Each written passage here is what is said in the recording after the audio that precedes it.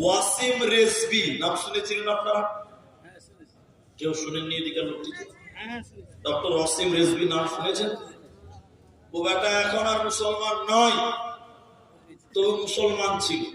এবার আবার আমার দিকে দেখি, ও যেদিন ইসলাম থেকে বেরিয়ে যায় কোরআন হাতে নিয়ে বলেছিল কোরআন থেকে 26টা আয়াতকে কেটে বাদ দিয়ে দিতে হবে, কোরআনের 26টা আয়াতকে মেনে নেওয়া যাবে, এটা বলেছিল।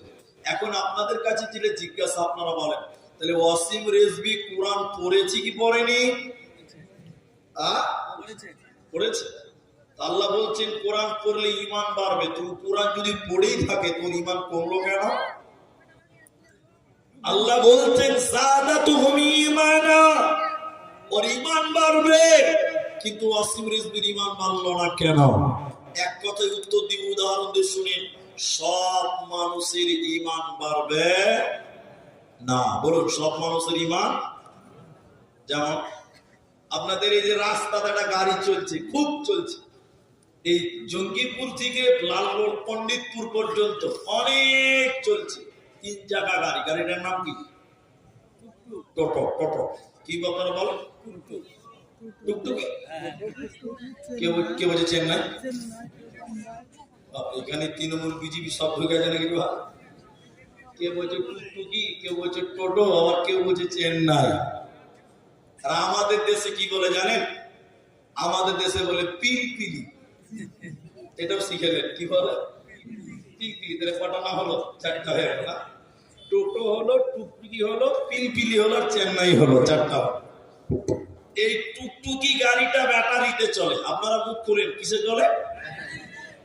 এখন আপনাদের এই মাহলদার পাড়া স্ট্যান্ড, ওই স্ট্যান্ডে একটা দোকানি, ওর কাজ হলো ব্যাটারি চার্জ করা। ভালো করে বুঝেন উদাহরণ। বড় বড় 4টা ব্যাটারি দোকানের বারান্দাতে চার্জে লাগিয়ে দিয়েছে।